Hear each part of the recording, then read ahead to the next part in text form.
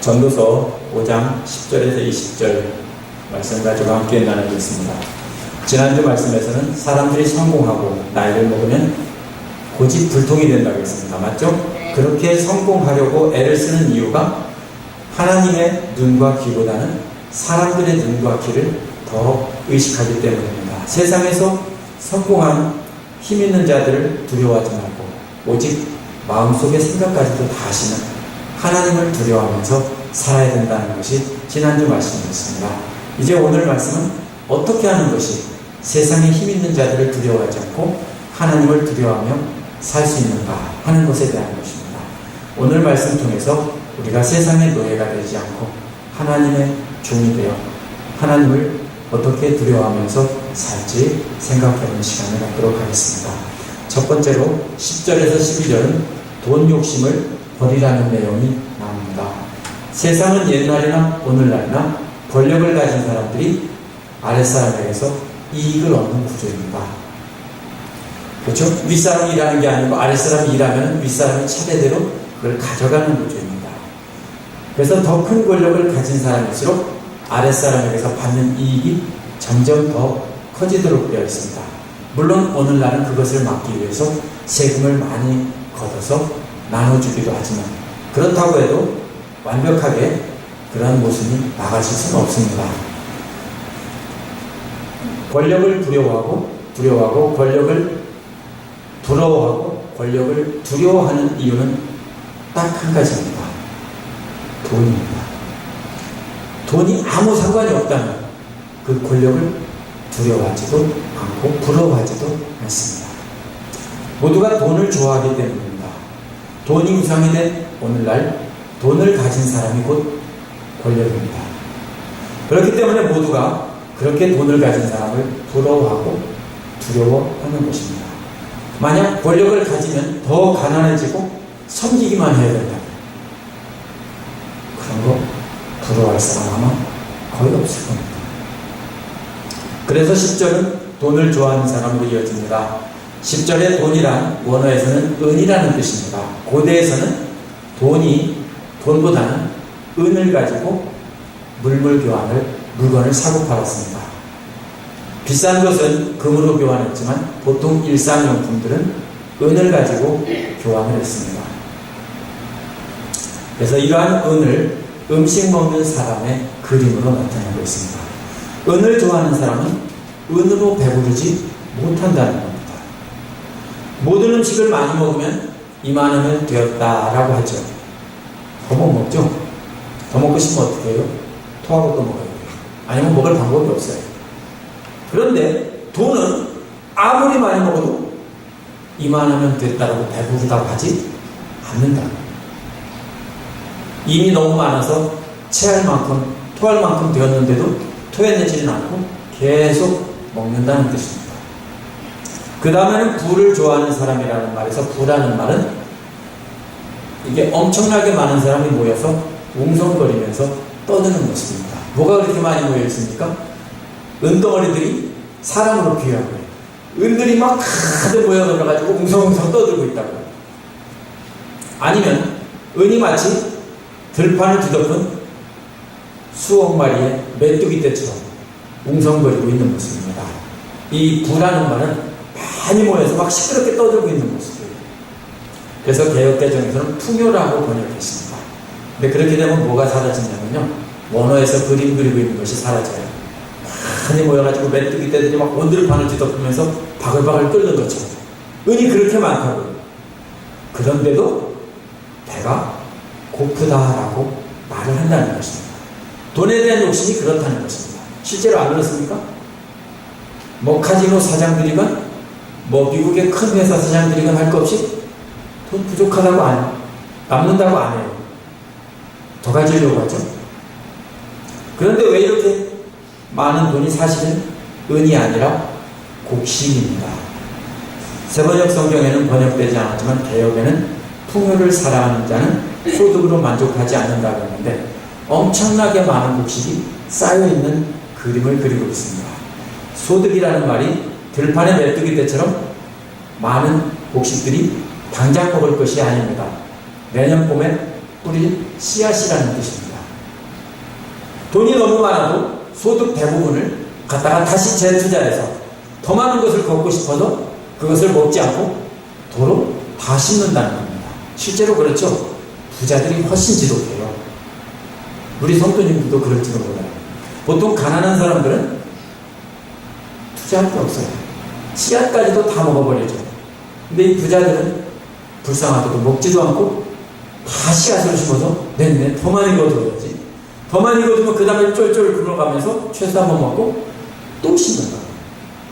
그런데 이것이 다 헛되다라는 것입니다. 지금 계속 말하고 있습니다. 뭔 말합니까?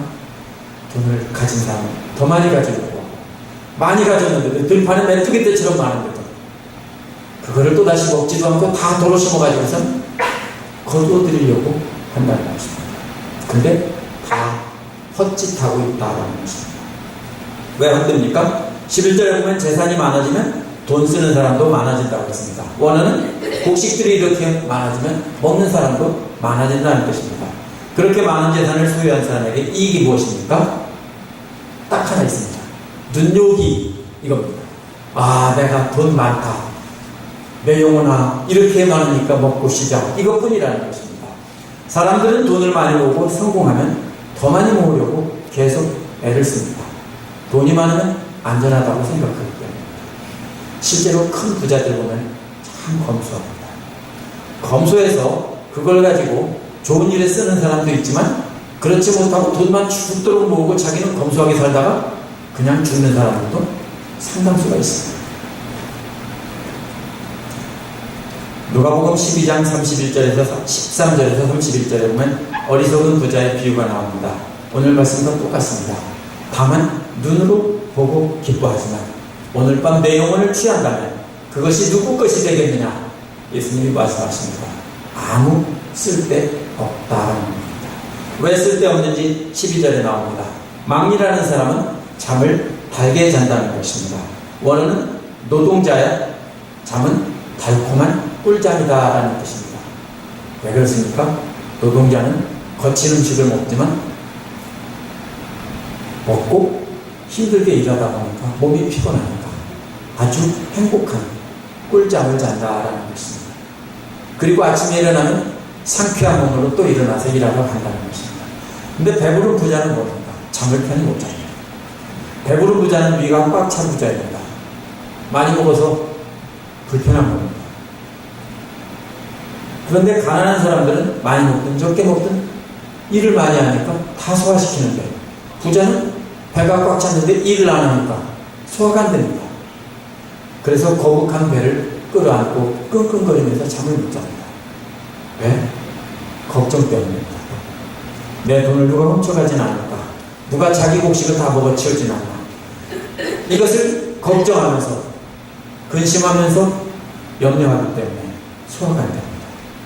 그래서 배를 끌어안고 밤새 이 고민 저 고민 쓸데없는 공상을 막 하다가 뜬 눈으로 밤을 새우고 새벽에는 눈 밑에 다크서클이 잔뜩 생긴 채 아침을 맞습니다.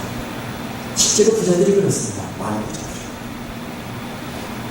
전도서에서 자꾸 모으는 것이 쓸데없다고 하니까 불편할지 모릅니다. 왜? 그래도 돈을 조금이라도 모아서 가지고 있으면 불편할지 모릅니다. 근데 대부분의 사람들은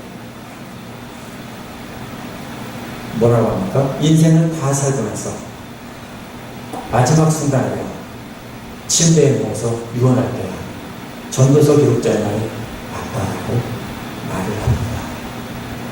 그러나 그때는 이미 때가 늦는다는 겁니다. 전도서 기록자도 인생은 다 살아보고 많은 돈을 모아보고 가져갔는데 다 쓸데없다라고 쓰는 것입니다. 지금 깨닫고 가치 있는 삶을 살아야 합니다. 땅에 있는 재산에 욕심을 부리며 잠을 못 이루지 말고 나누고 베풀며 일을 하며 행복한 꿀잠을 자며 살아야 합니다. 밤에 근심하며 잠 못 이루는 부자보다는 열심히 일하면서 꿀잠을 자는 가난한 삶이 낫다는 것입니다.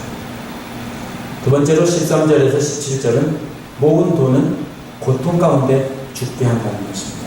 13절에 세상에서 한 가지 비참한 일을 보았다라는 말로 시작합니다. 비참한 일이라는 원어에서 고통스러운 악함이라는 뜻입니다. 고통스럽다는 말은 아파서 죽을 것 같다라는 뜻입니다. 재산을 많이 모은 것이 앞에서는 잠을 못 이루게 하는 것이라고 했는데 이번에는 한 걸음 더 나가서 죽도록 아프다는 것입니다. 그렇게 악하다는 것입니다. 이어서 왜 그렇게 죽도록 아픈 고통을 주는지 말을 합니다. 아끼던 재산이 그 임자에게는 오히려 해를 끼치는 경우가 있다는 것입니다. 아끼던 재산이란 주인이 모아서 간직하고 있는 재산들입니다. 그 재산이 주인에게 해를 끼친다는 말입니다. 주인을 재산들이 찔러 아프게 하고 심지어는 죽게 한다는 것입니다. 왜 그렇죠?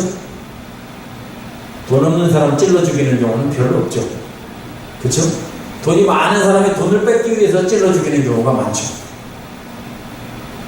어째서 주인을 찔러 죽입니까? 돈이 많으면 도둑이 들어와서 훔쳐갈지도 모릅니다. 강도가 들어오면 칼로 찌르고 빼앗아갈지도 모릅니다. 그러나 이런 부자들은 칼로 찔러 죽이는 것은 도둑이나 강도가 아니라 돈에 대한 탐욕이 찔러 죽입니다. 그 주인을 염려하게 만들어서 병들고 근심하다가 죽어갑니다. 그렇기 때문에 재산들이 주인을 찔러 죽이는 셈이라고 말을 하고 있습니다. 14절에 어떤 사람이 재난을 만나서 재산을 다 잃는다고 했는데 재난을 만나서 재산을 다 잃는다는 말은 위험한 투자를 해서 다 잃고 알거지가 된다는 것입니다. 도박을 해서 다 잃든지 사기꾼에게 속아서 떼돈 번다고 해서 투자를 했는데 다 잃든지 이렇게 해서 알거지가 되는 것입니다. 그래서 자식에게 남겨줄 것이 없다는 것입니다. 자식들까지도 비참한 상황에 빠지게 한다는 것입니다. 많은 분들 보면 사업을 해서 크게 성공했다가 알거지가 되는 분들이 있습니다. 왜 그럴까요? 한때는 잘 되는데 이건 도박판하고 똑같습니다. 그렇죠? 카지노 딜러 하시는 분들 알겠지만 도박판에서 어떤 사람이 어느 순간에 엄청난 돈을 딸 때가 있습니다. 해본 건 아니고 말로 들었습니다.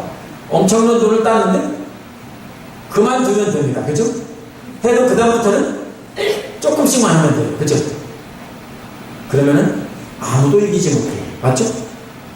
예를 들면 하룻밤에 수만 불을 땄는데 거기서 몇 불 가지고 만약에 베팅을 한다면 처음 시작한 것처럼 처음 마음으로 그렇게 한다면 아무도 그거 뺏어가지 못해요. 그때 어떻게 됩니까?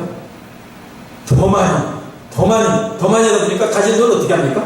다 날리고 나중에는 크레딧 카드 긁어서 다 날리고 마지막에는 아무것도 없어요. 사업도 그래요. 사업하는 사람들이 마치 도박판처럼 사업하다가 그렇게 해서 왕창 투자해서 이번만 한번 대박이 터지면 나는 이제 떼부자 되고 이제 그만 편히 살겠다. 그럼 어떻게 됩니까?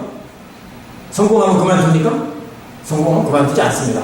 또 그 돈을 가지고 또 어떻게 베팅을 해요? 전 재산을 털어서 또 베팅을 해요. 이런 얘기예요 지금. 그래서 그 재산들이 비참한 상황에 빠지게 한다는 것입니다. 15절은 아들 이야기가 아니고 아버지 이야기입니다. 그 아버지 부자가 어머니 댁에서 벌거벗은 채로 나왔는데 갈 때도 벌거벗은 채로 그냥 돌아간다는 것입니다. 평생 수고해서 그렇게 얻은 것을 하나도 손에 쥐고 가지 못한다는 것입니다. 16절은 13절과 똑같이 또 한 가지 죽도록 아픈 고통을 봤다는 겁니다.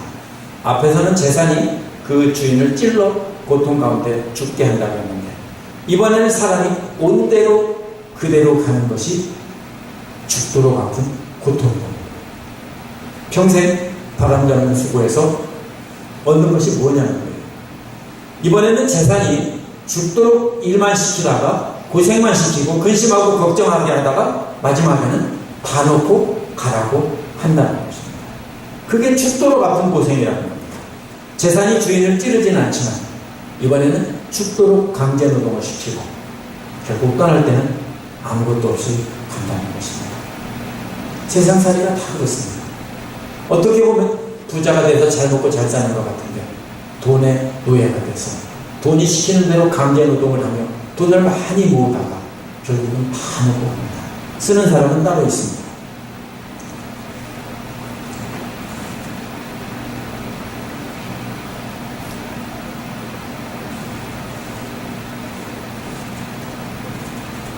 또 보면은 17절에 보면 원어에서 더구나라는 말로 시작합니다. 평생 어둠 속에서 먹고 지낸다는 것입니다. 어둠이라는 말은 우울하게 살아가는 불쌍한 삶을 말합니다. 울분이란 걱정과 좌절 속에서 마음이 찢어질 듯 아픈 것을 말합니다. 고생이란 육체적인 고통을 말합니다. 몸이 찢어질 듯 아프고 분노란 품고 있던 야망과 계획이 좌절될 때 느끼는 감정입니다. 이렇게 투자해서 이렇게 왕창 벌어서 이렇게 되려고 했는데 그게 박살이 났어요. 앞에서 알거지가 됐어요. 그럼 뭐가 일어납니까? 마음속에서 분노가 일어나요. 그죠? 이번 이 주식에다가 내가 몽땅 투자해서, 아니면 이번에 어떤 사람이 얼만큼 투자하면 얼마 준다고 해서 다 줬는데 돈 떼먹고 도망갔다. 그럼 어떻게 됩니까? 근데 아무것도 없다. 아니, 아무것도 없는 게 아니라 빚까지 얻어가지고 난 빚까지 얻어서 줬다. 그럴 때 있죠?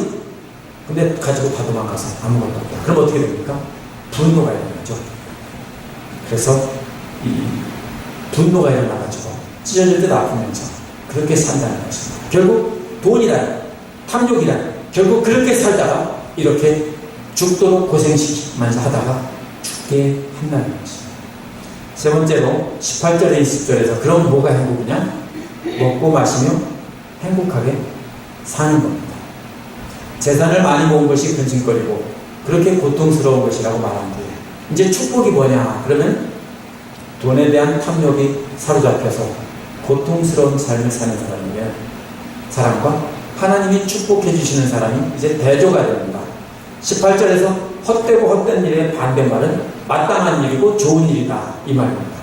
헛되고 헛되다겠는데 이번에는 마땅하고 좋은 일이다. 그게 뭡니까? 마땅한 일이고 좋은 일은 먹고 마시고 즐거움을 찾는 것입니다. 이 세 가지의 즐거움은 한평생 해 아래서 수고한 대가로 얻은 것으로 먹고 마시고 또 일하면서 즐거움을 찾아야 하는 것입니다.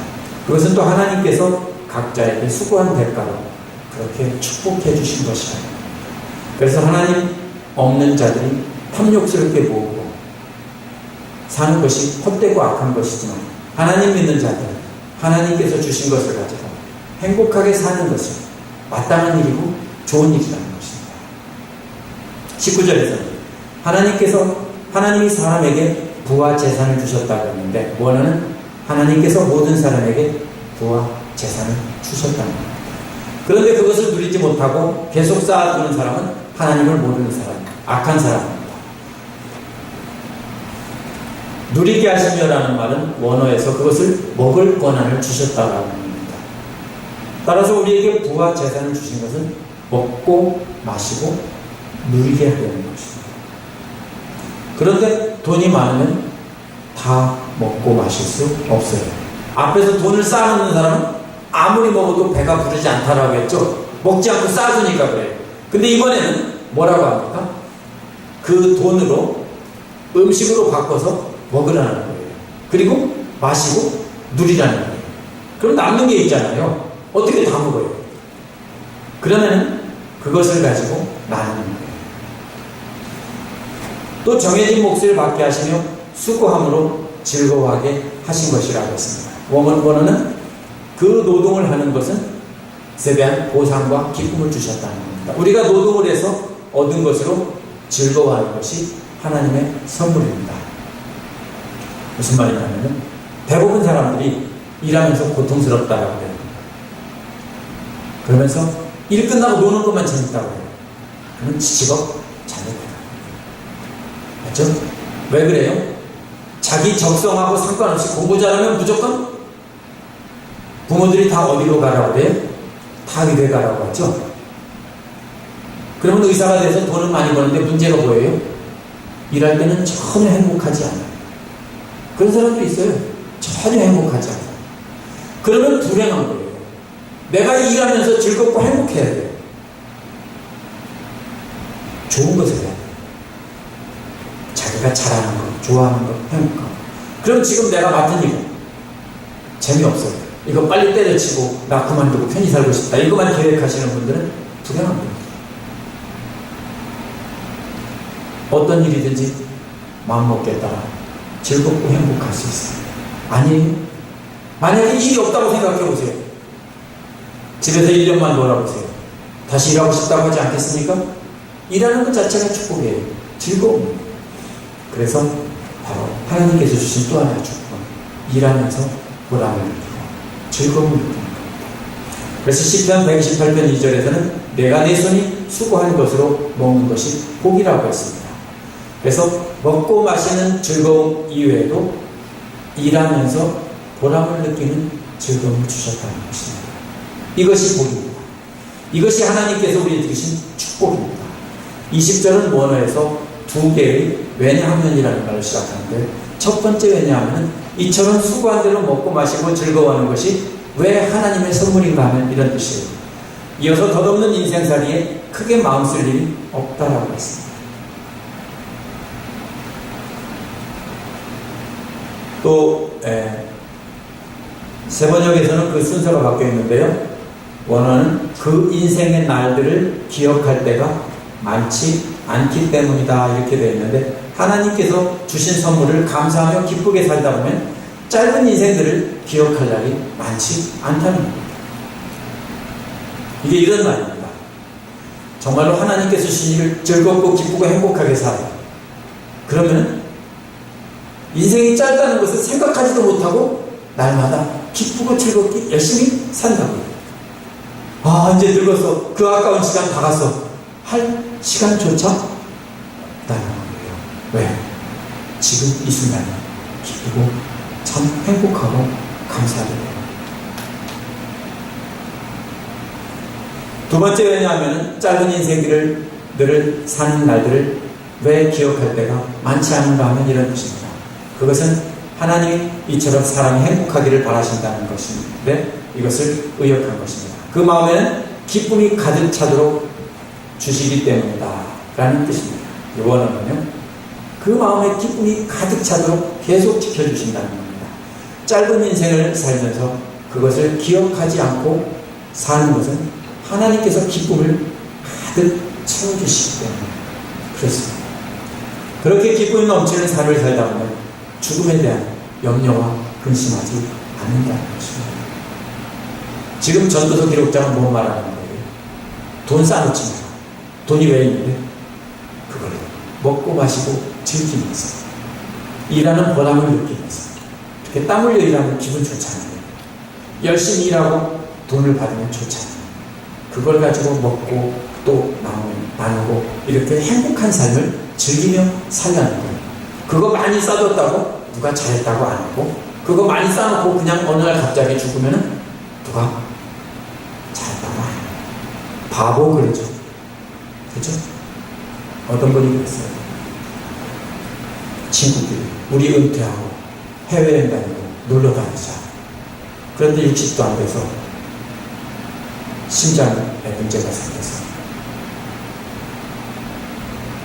식물이 났는데 어떤 분이 그랬어요. 우리 인생 앞길 알 수 있어요? 우리는 내일일도 몰라요. 그런 얘기를 이렇게 들으면 60도 안 됐다 그러면 저도 한국 나이는 60이다. 언제 될지 몰라요. 그러면 하나님께서 주신 이 인생을 사는 순간 즐겁고 기쁘고 행복하게 그것을 누리면서 살면서 보람을 느끼면서 이렇게 사는 것이 복이라는 거예요.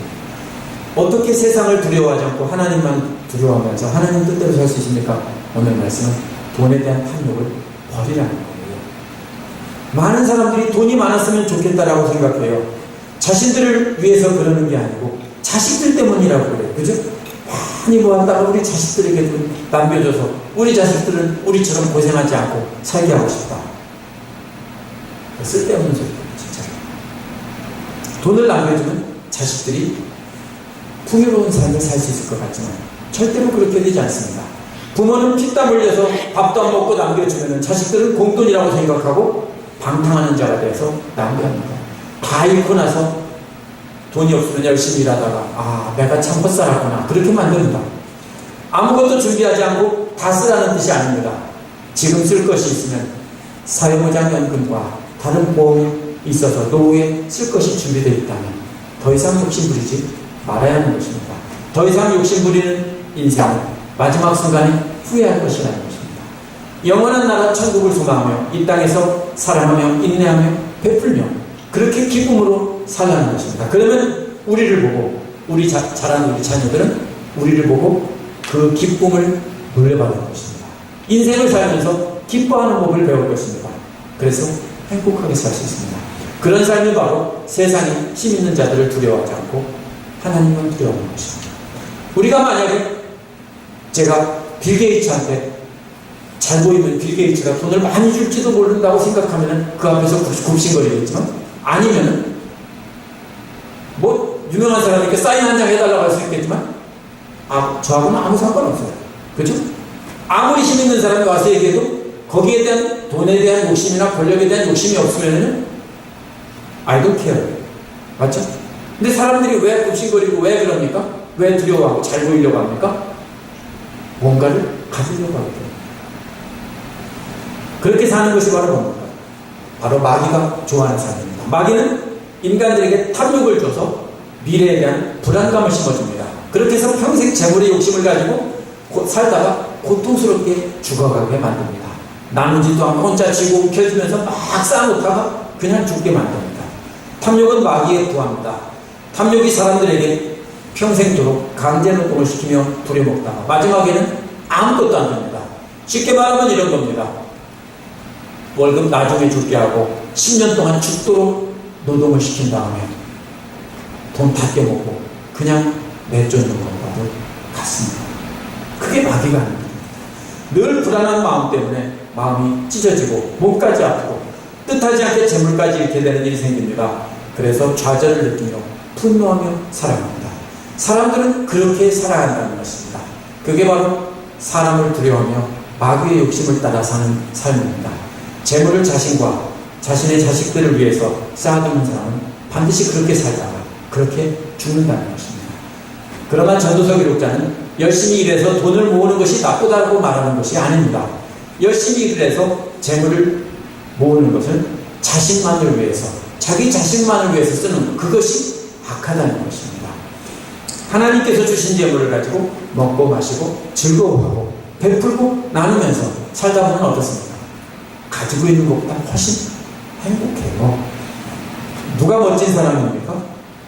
잘 베풀고 잘 나눠주는 사람, 행복한 사람. 계속 뜯겨지고 자기만 있으면 사람들이 어떻게 해요? 같이 안 놀 자라고 해요. 그죠? 밥 사줬는데 밥 한 번도 안 사주면 그 다음에 또 밥 사줘요? 몇 번은 사주면 돼요? 나중에는 어떻게 돼요? 안 사줘요? 안 놀아요? 그게 사람들의 삶입니다.